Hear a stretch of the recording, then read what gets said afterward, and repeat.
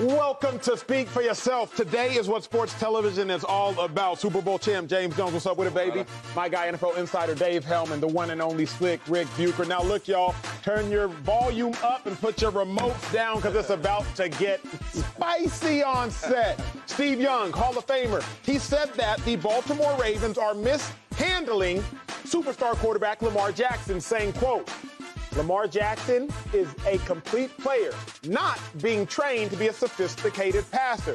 They double down again to all the great things that Lamar Jackson does. Great. But until he gets a chance to show that he's a sophisticated passer of football and a sophisticated passing game that is properly invested in, which they never have done, they don't invest in it. He's being held back by the Ravens year after year because they keep doubling down on this thing that Lamar is great at. Woo! Steve Young said a lot.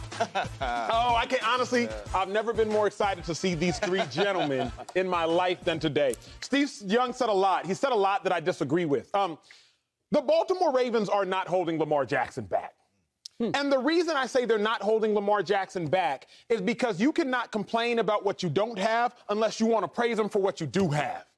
How can you tell me that the team in which helped Lamar Jackson become a unanimous MVP, the first of its kind, the team in which helped Lamar Jackson be the highest winning quarterback by percentage in the history of quarterbacks, the team that is going to help Lamar Jackson gain $250 million, whether they pay it or somebody else, guaranteed.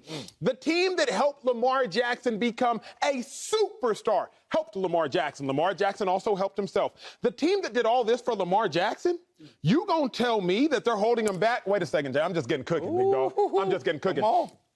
You're going to tell me that the team that drafted a first-round pick at tight end before they drafted Lamar Jackson, Hayden Hurst, the team that drafted a first-round pick in Hollywood Brown, the team that drafted a first-round pick in Rashad Bateman, the team that drafted a Biletnikoff winner, Biletnikoff means you were the best wide receiver in college football, and Tylan Wallace, the team that drafted Mark Andrews, Mackey Award winner, meaning you're the best tight end in college, you gonna tell me that the team that drafted first-round pick at tight end, Mackey Award winner tight end, Biletnikoff winner receiver, first-round pick receiver, first-round pick receiver, did not invest in Lamar Jackson? That is lazy. Now, Slick, it might be bad investments. Hayden Hurst, no longer on the roster. Might be bad investments. Hollywood Brown, no longer on the roster. But they are investments nonetheless. The Baltimore Ravens have given to Lamar Jackson just about anything you can ask for. So everybody got to stop all of this nonsensical talking for the sake of social media retweets. Go ahead, Slick Rick Bucher. Go ahead, get at him. You just changed the words on us. I ain't changed nothing. No. We're not talking about have they invested in him. Yeah. We're asking the question, are they holding him back? He's got a point. And you know what? And here's the thing.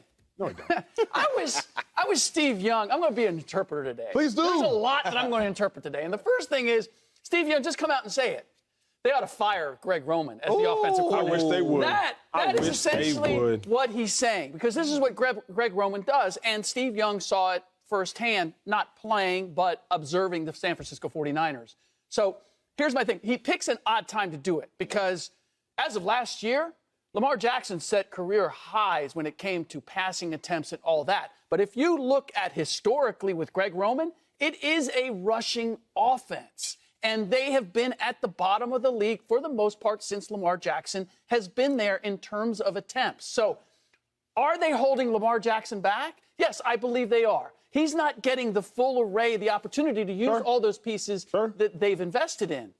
But that said, the question is, what's best for the Baltimore Ravens? Thank you. And maybe holding him back is the best way for them to play because of the success. Where you at, Jay? I mean, at the end of the day, I do think they're holding him back. But what are we trying to do? Are we trying to win football games? Because he's not Tom Brady in the pocket. He's not Aaron Rodgers in the pocket. So as a coach, even if I'm Greg Roman, Harbaugh, whoever the coach is, I'm a coach of youth football. I'm trying to put my kids in the best situation to have success. The Ravens are putting Lamar Jackson in the best situation to have success. That's why you said he has an MVP and all these accolades, Pro Bowls and all that, because they are putting him in the best situation to have success. Does he get a little bit better each year of throwing the football? Yeah, you can expand the playbook a little bit year after year because he's getting more comfortable throwing the ball. But what he does best and creates problems for defense is using his legs, getting outside the pocket, making plays. And that is what the Baltimore Ravens see. And if I'm a coach, even if I'm coming in taking over for Harbaugh right now next year, we are toting this thing. We are running this thing. I am forcing you to be able to play man-to-man on the outside, leave some extra dudes in the box because you know my quarterback can run, and he will make the throw on the outside against one-on-one every now and then. But what he does best is make plays with his legs and getting outside the pocket, and that's how the Ravens are using him. And yes, it might be slowing him down. You know, he's not a true passer and seeing all that, but that's not what he does best. And as a coach, you got to get to what he does best. I really wish I knew James was. I wish I knew James was coming with that, man. Like, this is useless to me right now. No, I mean, you took the words right out of my mouth, honestly, because I think of the Ravens as a team that's trying to zig when everybody else is zagging. Like, what's the NFL right now? 11 personnel, 3 wide receivers, sling the thing around. That's not what Baltimore does. What's the strength of their team? They got J.K. Dobbins. They got Mark Andrews. They're a tight end running game team. And I think it works to Lamar Jackson's favor. Play action, the things you can do when you've got a running game.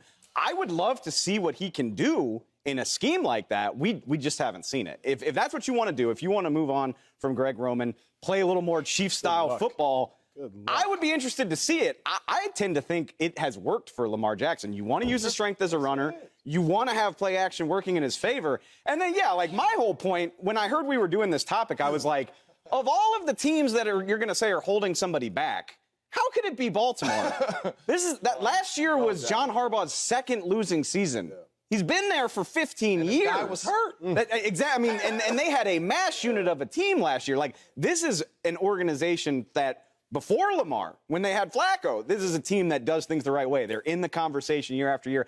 I balk at the idea of you're holding somebody back when this is a perennial contender in the AFC. Man, let me address something else, because Steve Young said Lamar Jackson's not Patrick Mahomes. He's not being given the opportunity to be like Patrick Mahomes and get paid like Patrick Mahomes. Where am I single? Because I might have to whisper this. Where is that?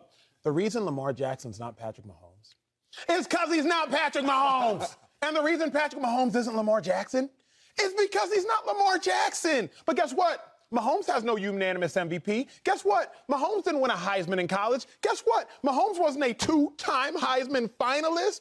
So Lamar is Lamar and Mahomes is Mahomes. Keep them separate and equal, or keep them separate and unequal, but just keep them separate. Lamar Jackson had a Heisman in college, but guess what he didn't have? He didn't have 11 400-plus yard passing games. Guess what Patrick Mahomes had? 11 400-yard passing games. Guess what Mahomes didn't have? A Heisman. Guess what Lamar had? A Heisman. Guess what Mahomes did in college? He threw for 734 yards in a game. The most yards Lamar Jackson ever threw for in a game was 415, but Lamar got the hardware. So do not complain about what you don't have. Be grateful for what you do. I think about Will Smith. Will Smith said this: I want to become the biggest actor in the history of actors, and that he became. Only actor in history, 10 consecutive movies, $100 million gross. But while he was doing that, guess what he didn't win? An Oscar. But you can't complain about not having an Oscar. You got to celebrate what you have in being the highest grossing actor. Meanwhile, there are several people who have Oscars. Moonlight notoriously won the Oscar 2019 or 20, if I'm not mistaken. It only did $65 million in the box office. Will Smith would cry if he woke up having done a movie that did $65 million. But Moonlight did $65 million. 28 in America, mind you, and won an Oscar. Will Smith doing $100 million movies, but not winning Oscars. You can't complain that you don't have an Oscar when you want to win $1 million movies. Lamar Jackson, you about to be the highest paid quarterback in the history of all quarterbacks, and you got a unanimous MVP. Don't tell me Ravens fans what he don't got. He got to be the highest. Tell me what he got. Okay, but here, let's be clear, and I think everybody on this panel knows why Steve Young is saying this. Why? Because Steve Young went through this same He sees himself in that situation. Exactly. Yeah. He came in and he was known as a runner, and it was a matter of trusting him with the offense the way they had trusted his predecessor, Joe Montana. That's all I'm saying. It's true, and they had the pieces to do it, and they also had the offensive coordinator to do it. All right, so it was built that way. So I understand why he's saying it. The question I have, and I'm going to throw to you guys, is you talked about him becoming the highest paid quarterback in the game. When you're talking about him being a certain kind of quarterback and the way the Ravens do things, is that the smartest investment to put that much on your quarterback when you're looking at him as being part of the puzzle and not the main piece? Jay, before I go to you, I'm going to say no. Here's why. As Jay said in his earlier take, and I can't wait to hear him say it again, is the job of a coach is to figure out what you do best and consistently have what you do best being done. Von Miller ran a 4.4 in college, a 4.440. You may have been at his pro day back then covering, living in Texas and whatnot. 4.440 he ran. Surely Von Miller can cover. But we don't ask him to go backwards because what does he do best? Rush the passer. Now, Von Miller's never going to have 3 or 4 interceptions in a season. You want to know what he will have? 15-plus sacks.